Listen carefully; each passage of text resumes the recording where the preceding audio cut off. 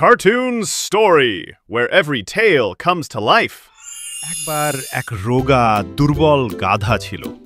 তার মালিক একজন স্থানীয় জেলে তাকে প্রায় না খাইয়ে রাখত। ক্ষুধার্ত গাধাটি একদিন তার একমাত্র বন্ধু এক চালাক শিয়ালের সাথে খাবারের খোঁজে বেরিয়ে পড়ল। অ্যাসিমেট্রিক রাত তখন গভীর, চারদিক নিস্তব্ধ। তারা হঠাৎ হোঁচট খেল এক শশা খেতে। ওই রাতেই তারা মনের আনন্দে শশা খেল, আর সেই রাত থেকেই শুরু হলো তাদের প্রতি রাতের শশা অভিযানের গল্প। গাধাটি ধীরে ধীরে মোটা হতে লাগলো, শক্তি ফিরে পেল, আরও বেশি বোঝা টানতে পারল। এই শশা খেয়ে আমার মন গেয়ে উঠতে চাইছে। আজ আমি গান গাবো জোরে খোলা মাঠে। না না না, এটা কোনো বুদ্ধিমানের কাজ না। রাত প্রহরী জেগে উঠবে, আমরা ধরা পড়ব একটু হেসে। আর সত্যি কথা বলতে, তোমার গলার আওয়াজটা একটু কষ্টদায়ক। তুই ঈর্ষান্বিত, আমি খুশি, আমি গান গাবো। এটা আমার আনন্দ, আমার স্বাধীনতা।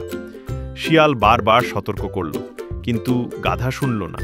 শেষমেশ শিয়াল বলল, তাহলে দাঁড়া, আমি আগে বেড়ার ওপারে লাফ দিই, তারপর যা খুশি করিস। গাধার চিৎকারে প্রহরী ঘুম থেকে জেগে উঠল। সে তাড়িয়ে এলো, রেগে গিয়ে গাধাটিকে ধরল এবং নির্মমভাবে পেটাতে লাগলো। গাধা চিৎকার করে বলল, আহ, আর কখনো গান গাবো না, আমি ভুল করেছি। শেষে প্রহরীর রাগে ক্ষতবিক্ষত গাধাটি মাঠ থেকে হামাগুড়ি দিয়ে বেরিয়ে এলো। শিয়াল তখনও ওর জন্য অপেক্ষা করছিল। আমি তোকে আগেই বলেছিলাম বন্ধু। শোনো বাচ্চারা, এই গল্পটা আমার একটা খুব গুরুত্বপূর্ণ কথা শেখায়। কাজ করার আগে সব সময় একটু ভাবতে হয়। যা খুশি মনে আসে তা করে ফেললে অনেক সময় বিপদ ডেকে আনে। আর সবচেয়ে বড় কথা, ভালো বন্ধুর উপদেশ সেটা কখনো অবহেলা করো না। ওরা তোমার ভালো চায় বলেই বলে। দেখলে না, গাধাটা যদি শিয়ালের কথা শুনতো তাহলে ওর এমন পরিণতি হতো না।